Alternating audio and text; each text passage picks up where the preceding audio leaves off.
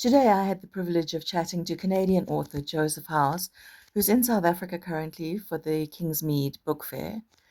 We had a fantastic, lengthy, quite serious conversation, and I met his mom, who's an absolute card. I thoroughly enjoyed her as well. And I really hope you'll enjoy watching this interview as much as I enjoyed doing it. Joseph is pretty serious. He speaks beautifully, slowly, clearly, enunciates his words absolutely beautifully. And if you hang on till the end, he'll actually read an excerpt from his book, and it is read with so much emotion and so beautifully that I could actually listen to him read for hours. Anyway, enough of me talking. Enjoy the interview and send me some feedback. Give me a like or a dislike and let me know what you think. Can't wait to hear from you, and happy watching.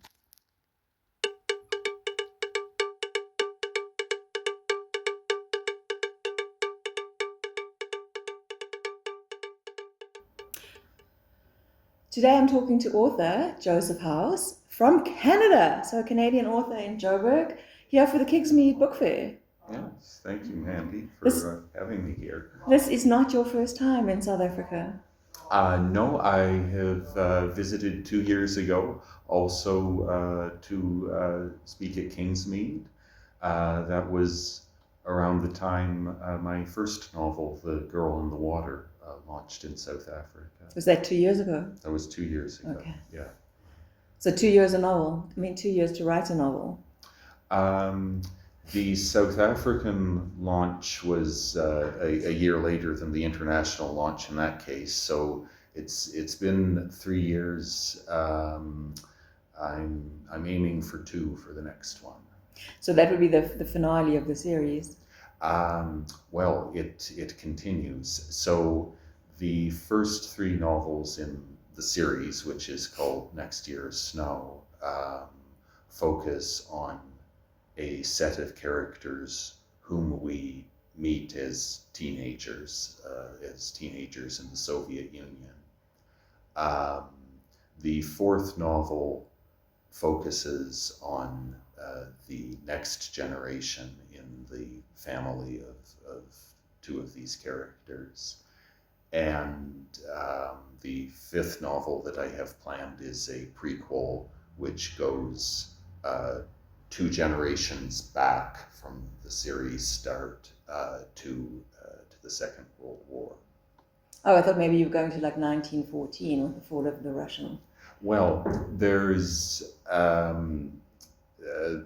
touch of that backstory in the prequel as well, though the main sweep of it is in the Second World War. But good question. Okay, so let's talk about you for a while instead. How does a computer geek go from geeking at computers to writing novels? Well, I've always wanted to be a writer. Actually, it's been somewhat tied together in my interest in computers. I learned to read and to write by typing when I was 4, and my older brother, who was very much into computers, taught me on the computer how to read and type, because these text-based story games were what we played at the time. When was that? How old are you? Excuse me asking. Oh, not at all. So I was born in '84. So but you're a baby.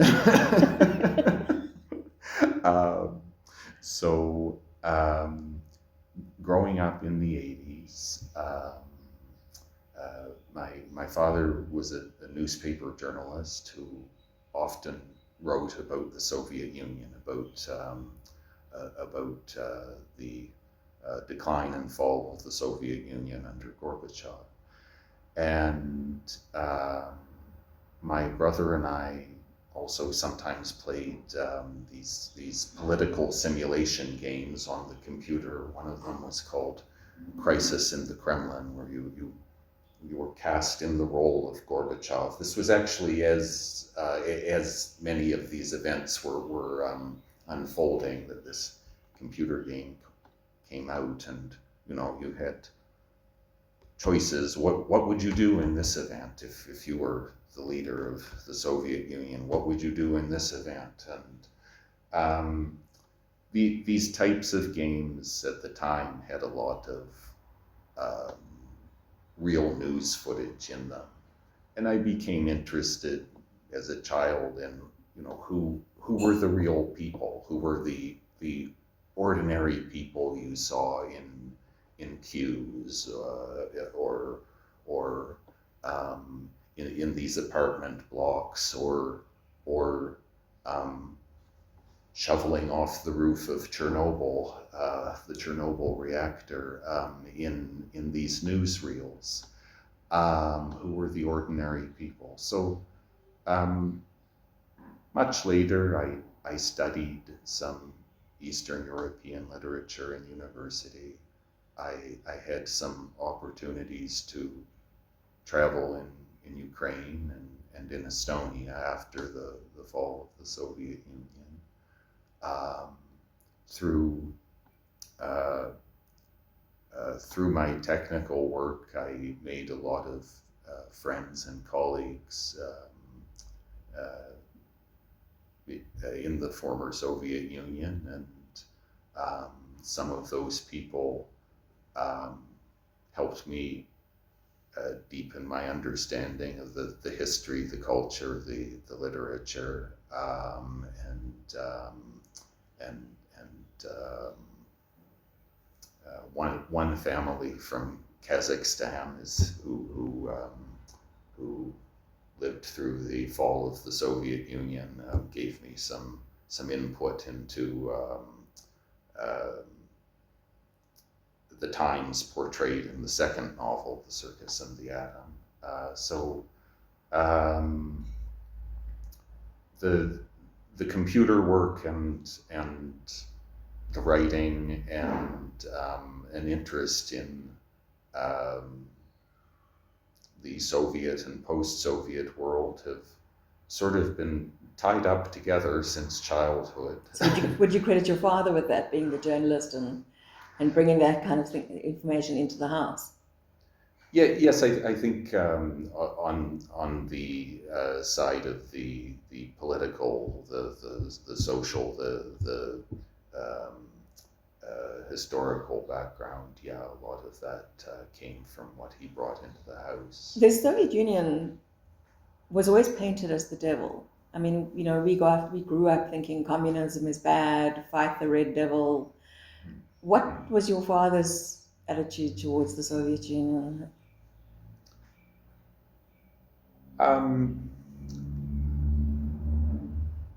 I think my father always took an interest in portraying things as objectively as he knew how, as objectively as he could from the information available to him. Did he travel there to get his information, or did it come through something like Reuters? It came through wire services, yeah, and then he was an editorial writer. Okay. He also drew a lot on news magazines, on the newspaper's own networks of investigative reporters at which newspapers had at the time. It's sort of disappearing these days. Because everybody's a reporter these days. Yeah. And he was always a reader of history and of literature. So how did that swing your views? I think, even so, even though I had access to more information than a lot of people would have had, the prevailing attitude in Canada was that the Soviet Union was a hostile country. And, there was a, a great perceived threat. I mean, even in the 80s of nuclear war or something. Has that changed? I mean, look at the wrong. current situation. Well, so now, I mean, some people say we are in a second Cold War. It has a different ideological face than the first Cold War, if you will. Um, I would say that in the first Cold War, both sides were at uh, great pains to portray themselves as um, moral um, and as a defender of other nations. If we speak of the USSR as leader of one bloc and US as leader of another, I think today um,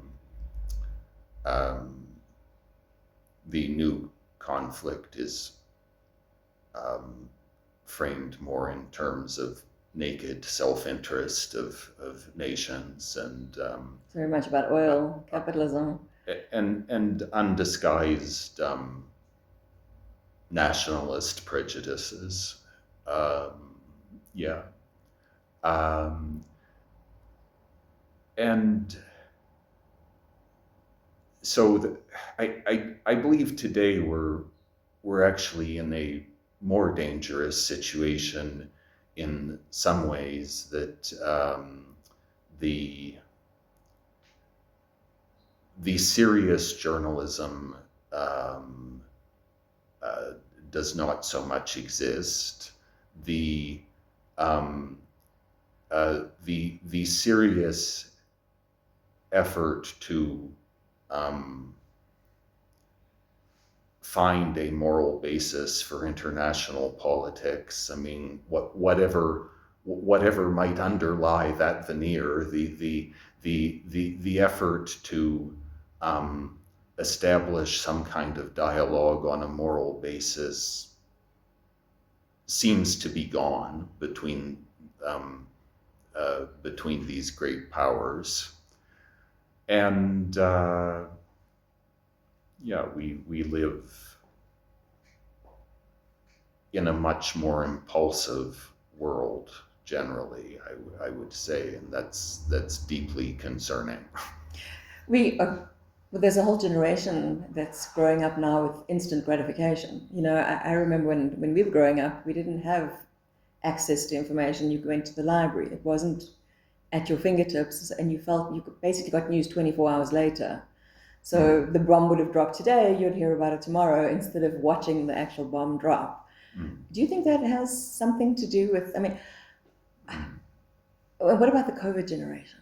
Do you find, I mean, there's a whole, say the 19, 20-year-olds of today seem to be, they lack a compass?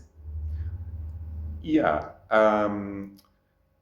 Well, speaking from my experience as a Canadian, I would say that um, general knowledge of history has declined. It's gone. Yeah. Um, uh, People, including but not only young people, are more reliant on social media as a source of information, or AI as an ostensible source of information. Though, I mean, what AI is capable of doing is rehashing what has already been said elsewhere, and extrapolating from it. But part of my interest in writing about this time the 1980s and the collapse of a superpower in the 1980s, um, is that I uh, I see some parallels to today. Um, uh, you could say to the United States today, to Russia today, to a number of places in um, the loss of an ideological compass. I mean, however flawed that compass may have been, there was a great loss of public faith in it. Um, a a lack of access to reliable information, um,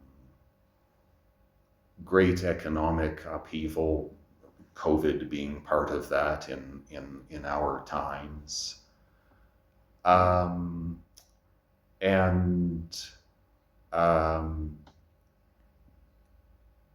a growing populism which um,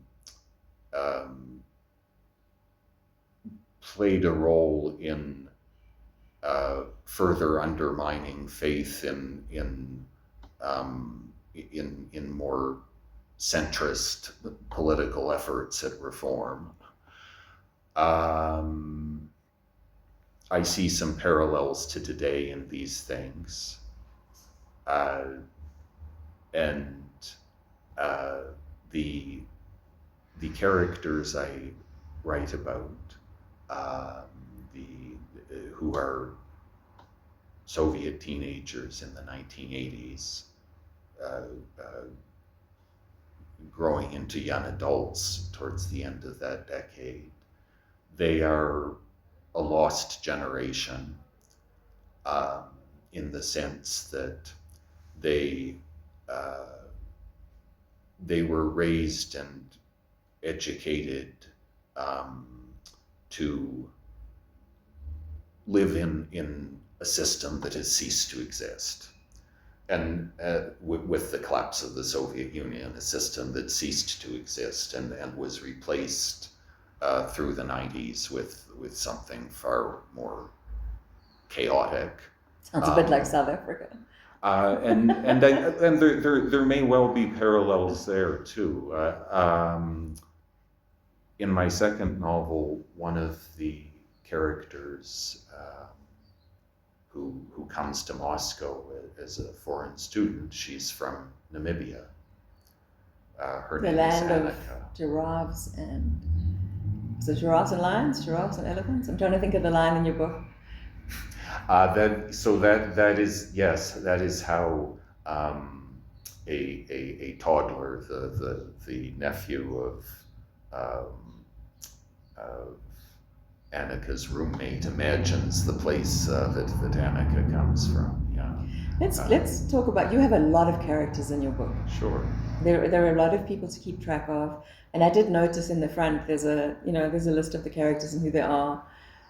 How do you keep track of your characters? What's your process? Um, well, uh,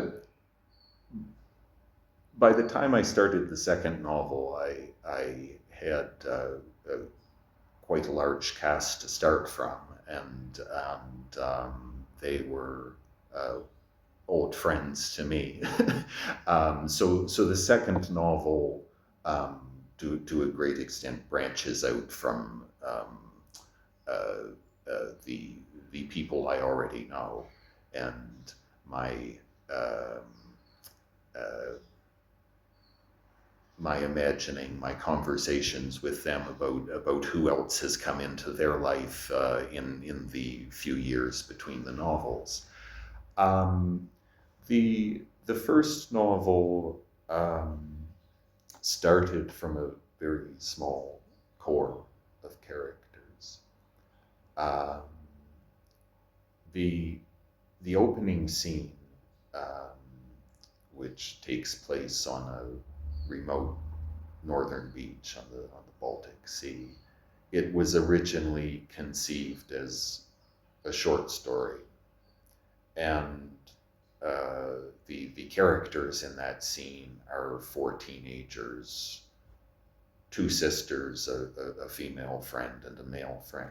Ida and Nadia.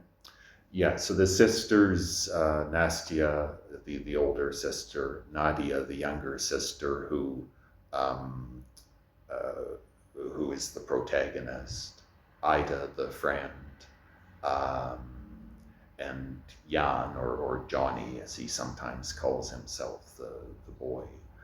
Um, so the opening uh, scene was conceived as a short story around these four characters who provide some interesting contrasts to each other. Um, the older sister, Nastia, um, she has artistic talents. She would like to develop those, but she also has a more conventional sense of what the possibilities for her life are, and um, more conventional aspirations and sense of responsibility to raise a family, to um, kind of figuratively hold her younger sister's hand through life. Nadia, the younger, is um, much more skeptical of the world she's growing up in. It's very much a second child attitude. Yeah. She, there's little or no sign that she wants a family of her own. She's interested in books, in acting, in ways to escape from her surroundings, and all the time there's a running monologue in her head, which is quite poetic at times, but also quite caustic about everything she sees and everyone. Ida, the friend, is something of a born misfit. We find out quite early in the story she's an orphan, and she spends much of her early life in and out of institutions, orphanage, boarding school, later a horrific psychiatric institution. And we meet Ida at a time when she appears to make a kind of cry for help, which goes largely ignored. The boy Jan seems to try to do more to help than anyone else, but he himself is something of a misfit, a petty thief, a truant, and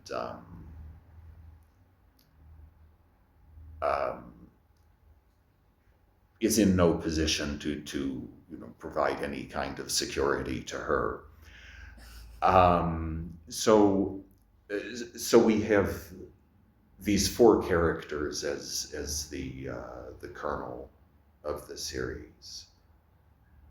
Out of them, the cast grows around Nadia and Nastia's family.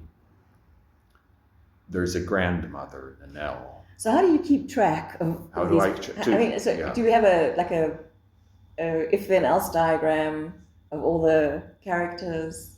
Do you have little pictures of them? What kind of conversations do they have to you? I mean, do you talk out Yeah. loud to them, or do those conversations take place in your head? I talk to them in my head, and the characters who evolve into the biggest roles are the ones who talk the most in my head and who really second guess me the most.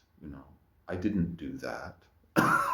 No, I was uh, actually about to say, I mean, to the characters, like, I yeah, want you to go this yes, way, but the character's actually telling you, I want to go that way. yes, and so uh, the story evolves. Um, Sometimes I write scenes far ahead, to kind of project possible destinations. Sliding doors. Yeah, and sometimes there's an A and a B, um, and I write my way a little bit further, and it's clear that A is the right direction for the story, not B. Um, Keeping track of characters, um, I I gather a lot of notes, reference photos, little objects, representing things in their lives. The little objects are harvested off of eBay or from friends in Eastern Europe who send me things. That this might be something in Nadia's life, etc. Um, so one fellow writer, Sven Axelrad, who was on the Kingsmead panel with me 2 years ago and this year. Um, he joked that my process for developing characters is to build these little shrines to them, serial killer style, in his words. Do they take trophies? I sometimes wonder whether the characters plan to take trophies of me, but Like little voodoo dolls. yeah. So how do you Um, plot your storyline? I mean, where do um, you want it? Do you have an idea already of where you want it to go when you start writing, or does it kind of write itself? I have um, I have ideas that evolve. I uh, I know from quite early on what uh, what events I am interested in including in the background. So that gives a kind of timeline and geography to the story. Um, I have an overarching idea of uh, the timeline, geography, and major events of the series and the cast of the series. Um, then within a given novel, um, I have an idea what key developments I want to take place within the characters in that, um, and how those might be expressed. Um, and then the writing meanders a bit around those courses. Um, And the you know, writing style? You have a very, very good command of the English language. I see Thank you. some very interesting words popping up there. But their conversations seem sometimes a little stilted. Is that a deliberate? Well, there is a kind of theatricality to the writing style, um, and it draws um, partly on English language theater, but also on uh, Russian and um, and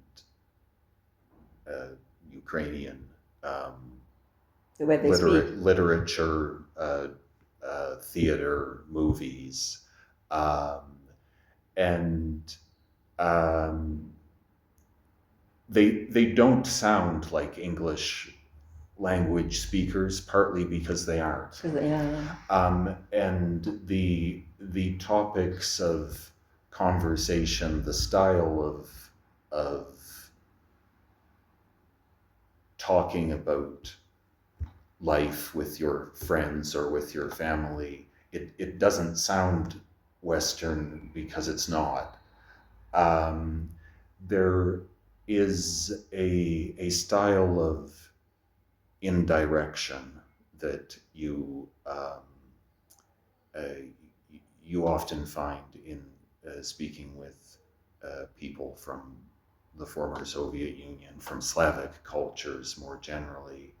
I would say also from a lot of cultures where there's a long history of oppression. You don't always say in simple terms what you really mean. That's actually probably what my next question was going to be. I didn't know if I was imagining it or not, but it seemed that a lot of you were relying rather on inference. Mm-hmm. So in some of the conversations, it's hang on a sec, that's not really, it's not really what you're saying. There's a certain, but we don't go into the depth of that, which is because everybody's listening or somebody's listening. Yes. And I mean, throughout Soviet history and kind of reaching its peak during Stalinism, there was a fear of mass surveillance. A genuine fear. A genuine fear of mass surveillance, both by technical means, like phones being bugged, or also through the massive network of informants that the KGB had. By some estimates, around 1 in 15 people that's a lot. Was a KGB informant. That's a lot. So that means that quite certainly someone on your hallway in the apartment building is an informant. So this affects the way people talk, even in what might appear to be the privacy of their homes. There's a key scene early in The Girl in the Water where the grandmother, who has lived through the Stalinist period and the height of fear of surveillance, she overhears something that the teenage girls say to each other in jest in the night, and the grandmother is deeply concerned about what the consequences of this kind of loose talk could be, and it leads to her taking away one of the daughters to live with her, which has an enormous effect on the course of the story and on the relationship between the two sisters. It does, because they in the first few months of this separation, in their late teenage years, when they're 16 and 18, great changes take place in their lives, and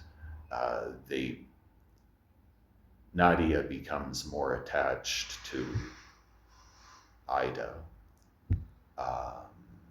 who is resurfacing at that time, and Nastia goes quite a different direction that is greatly upsetting to Nadia, and that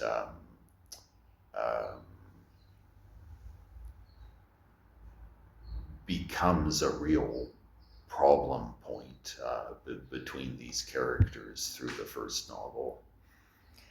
So why write about Slavic nations? Why not write about Canadians? Or Canadians too boring? Oh. Well, I mean, Canadian literature is its own thing, and it's I mean, it's not what I draw on in my writing is not quite the same as the tradition of Canadian literature, or for that matter, the tradition of American literature. I draw a lot on European lit, which is what I studied in university in my undergraduate degree. So um, there there is some influence from uh, Tolstoy in my novels, for example, in terms of the large character casts, um, the emphasis on Rather Tolstoy than Dostoevsky. Oh God. and Tolstoy and Dostoevsky are extremely different writers, and that contrast tells you a lot about what some of the problem points in Russian lit are. But I mean, Tolstoy is very much interested in uh, the, the simple things in life, the little things in life, which he sees as the good things. Tolstoy sees goodness as fundamentally coming from individuals. That in Tolstoy's view of humanity, humanity goes very wrong. But humanity goes very wrong because it's following some notion of leadership, some notion of big causes that is quite alien to the natural, simple human stuff, like loving your family, tending your home and your land, and so forth. Dostoevsky. Just cut your wrists before. Yeah, well, yeah, and he Dostoevsky sees a great deal of wickedness in the natural state of the human being, and that if you remove the constraints that the system places on individuals, even if it's quite a bad system, and Dostoevsky makes no bones about he pulls no punches in portraying the badness of the system too. But if you tear it down, in Dostoevsky's view, the state of anarchy is Lord of the Flies. Worse. It's worse. Yeah, it's like Lord of the Flies. Yeah. So there's some influence of Tolstoy, there's some influence of Chekhov. I like Chekhov very much as a human being, and I like his sense of tragicomedy, his sense that human endeavor and the situations we find ourselves in because of the nature of the world, they're quite absurd. At the same time, this absurdity can be quite funny. I mean, it's also very sad. Yeah, there's a lot of tragedy as well. Yeah, and Chekhov as an individual. I mean, he was a doctor as well as a writer, and a good doctor who took it upon himself to travel to a prison colony in Sakhalin Island, the Russian Far East, to treat people there. Okay, so but Chekhov, really has, unlike a lot of Russian authors, no overarching philosophical solution to answer. He's writing about people as he sees them.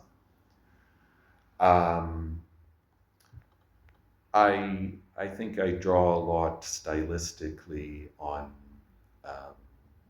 French authors. French is my second language.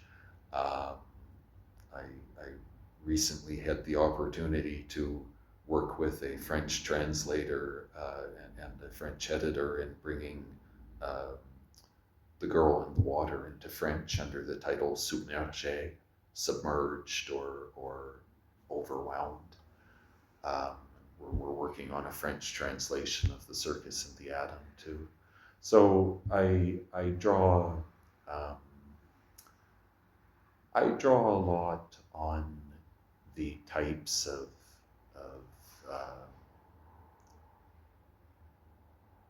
symbolism of um, uh,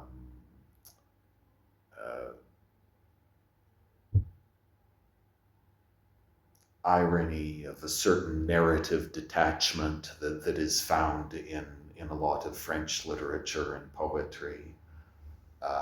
Did you only read classics? I mean, what modern stuff do you read? I read recent Slavic literature and memoirs. Um, I've started reading some South African literature. Oh, who? Um, Did I just put you on the spot? No, my fellow panelists. So a couple of years ago, I read God's Pocket by Sven Axelrod. I've read Shabnam Khan's novel. The international title is the Dijin Waits 100 Years, but in South Africa, um, it goes under a different title, but it's a fascinating magic realist novel set in an Indian Muslim community in Durban. Um, Science fiction? Not a lot, actually. I've started reading uh, uh,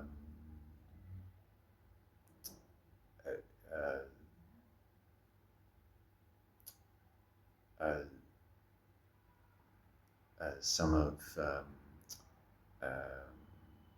Am I putting you on the spot here? sorry.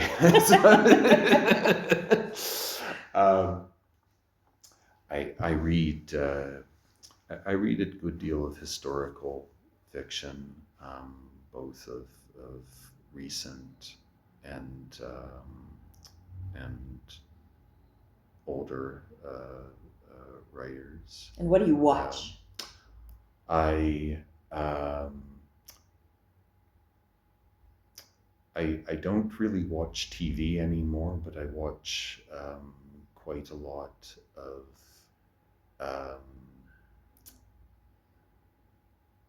classic movies. Dr. Zhivago? The Fiddler on the Roof? Those I watch a lot of Soviet classics from the 1980s. A couple of good ones are Courier, which is about a young man waiting to be conscripted into the Soviet-Afghan War, and his rather fraught relationship with a young woman who is more educated and of a higher social strata than himself. There were not supposed to be social strata in the Soviet Union. Yeah, there we're very all much equal, were. even though some are more equal than others. Little Vera is another good 1980s Soviet classic. It Have you seen? I can't think of the name, but it's a fabulous British movie with Stephen Fry, where he's comes from Poland, living in England, Holocaust survivor. His daughter's grown up not knowing much about where her father comes from, and it also takes place in the 80s, and she determines she's going to Poland to find the family's history, and she goes, and he insists on coming with. He hasn't been back. He insists on coming with, and they visit the flat that his family lived in, and everything is exactly the same. So, we're only, 40 years or so on from the war, and the people are still using the same tea set and the same dinner set, and the furniture's the same, and it's this whole, it's a serious upheaval for him and journey. But I wish I could remember the name. Funny enough, we were talking about it yesterday as well. Superb movie.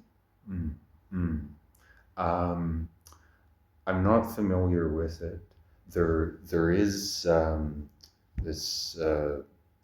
this trope in Soviet cinema and literature about everyone's home being the same. That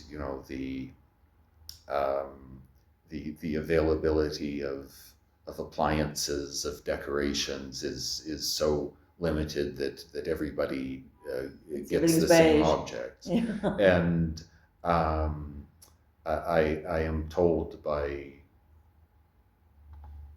friends who lived through Soviet times that yes, there's some truth in that. You go over to your friend's house or rather apartment, and it's the same. Now, this is famously satirized in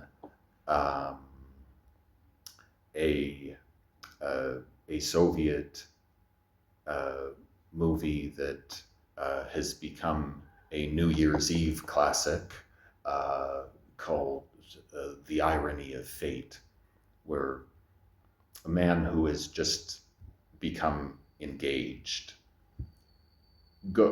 in one city, goes to his bachelor party, gets drunk, and through a series of accidents gets placed on an airplane whilst drunk and not knowing where he is, ends up in a different city, going to a different apartment which he thinks is his own because everything looks the same. It turns the key and it's the same lock, and he goes in and walks into the life of another woman who isn't his fiance, and well, I think you can imagine the comedy of errors that ensues from there. So yeah, it's this kind of sameness and stasis in the personal life is something that was poked fun at a lot within that culture, and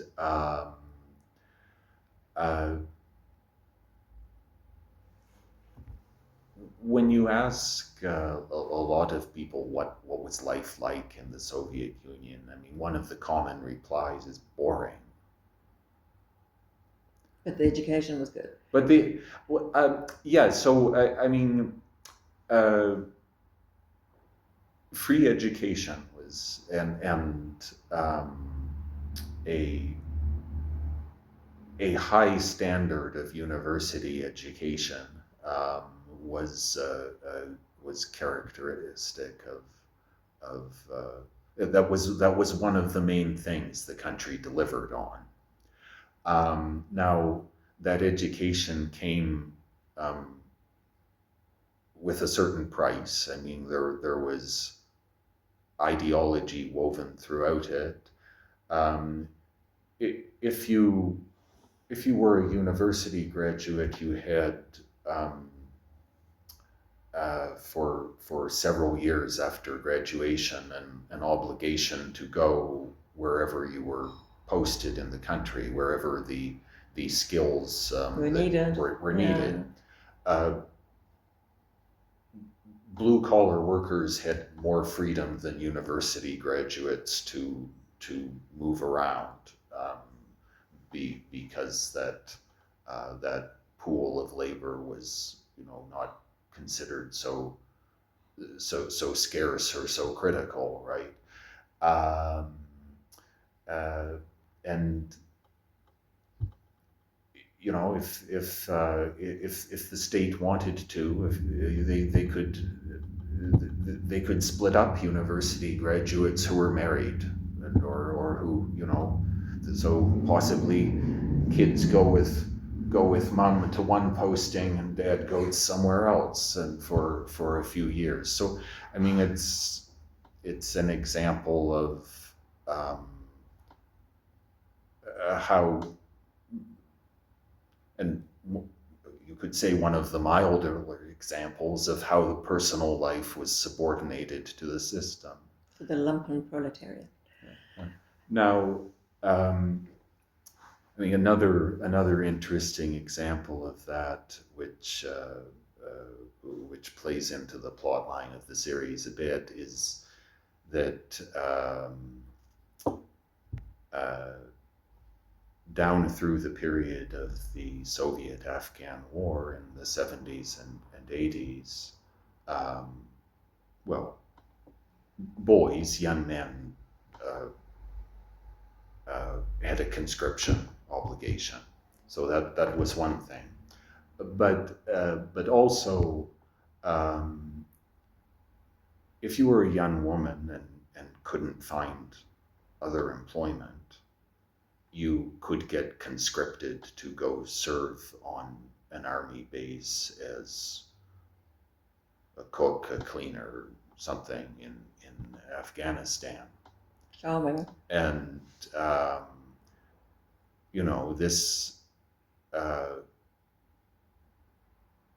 this could be the fate of young women who were not deemed good enough to be used elsewhere, right? And that's a theme all on its own. Yeah. We need to start wrapping up, so I would actually like you maybe just to read a little bit from the book for us. Second book, The Circus and the Atom. And before I do the name, I was foolishly struggling to remember earlier, as my fellow panelist Mihail Haynes, whose novel Each Mortal Thing I recently had a chance to read, and I'm now reading his latest on the First World War. So that's another shout out to South African lit. We have some talent. You do.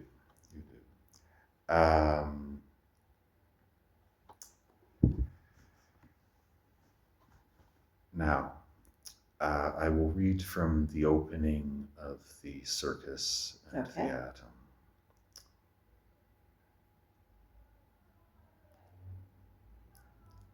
Section 1, Conscience and the Bayonet.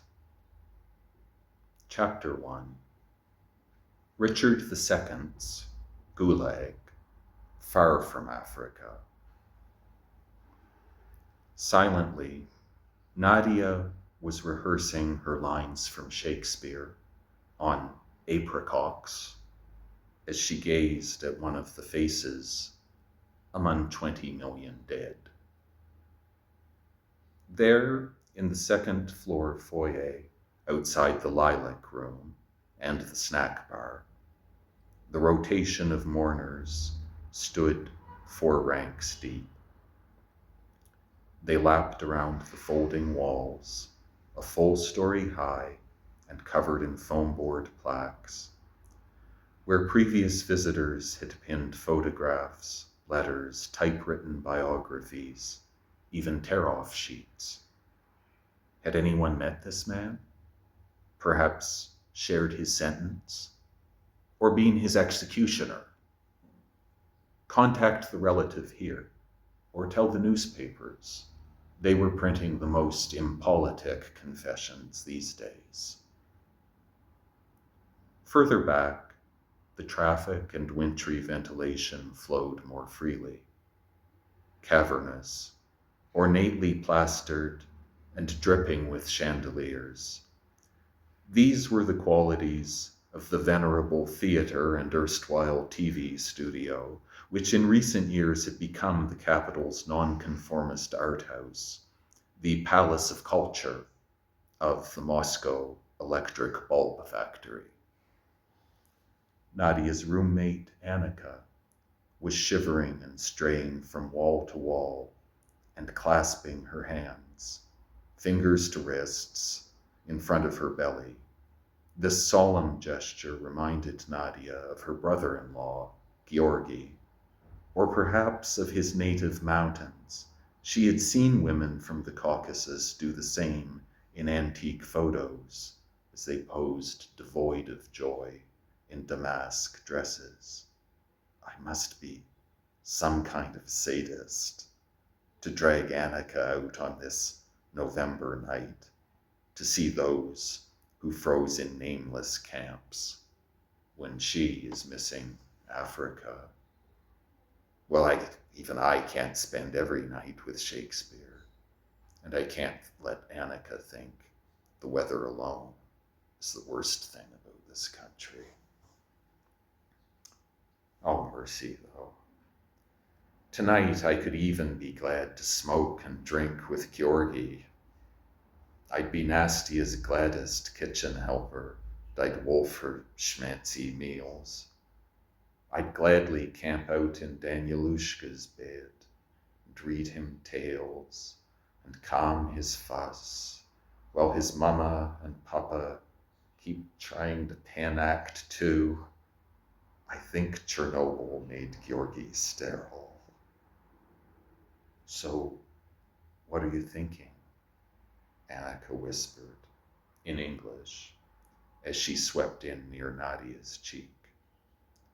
She had tea and honey on her breath, which seeped into the general fog of the drafty room. Even the press of live, tearful bodies could not warm it up.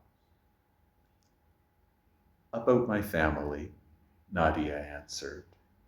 They switched to Russian. About your grandparents? Partly.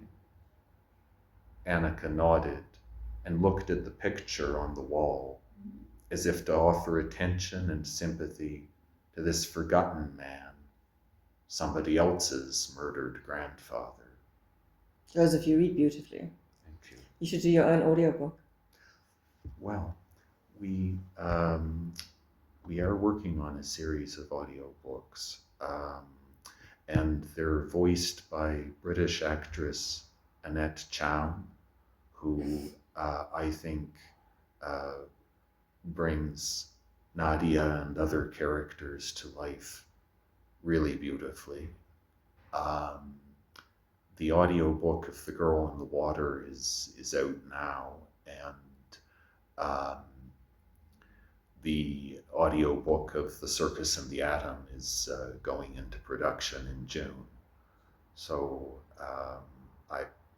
I would love for readers or listeners to discover the series that way as well. It's fascinating to me to hear and read different nuances in the story when it comes alive in audio or in a translation. And I love those collaborations. You created a whole different picture for me of the opening scene. Just listening to you, I could have actually closed my eyes and listened. I thought that was a bit rude, so I kept it open. But I could have closed my eyes and listened, because really, it was beautiful to listen to, and you should actually consider doing some of your own. Who knows? One day I might collaborate with the wonderful production studio audio factory in the UK, and Annette and others. I would love to see it come to life in more forms. Oh, that'd be fantastic. I read the Miniseries. drafts aloud during the writing, and so it's intended to have an oral quality to it. Well, it's been fantastic. It's been wonderful talking to you. We had a really serious conversation, in fact. We did. We did. I enjoyed that. I'm glad you enjoyed it. And thank you so much for joining me. My pleasure. And discussing your life and your books. And I wish you everything of the best. The same to you, and to everyone who's welcomed me here in South Africa. Yeah, we're a fun bunch. I love it. Thank you, Joseph.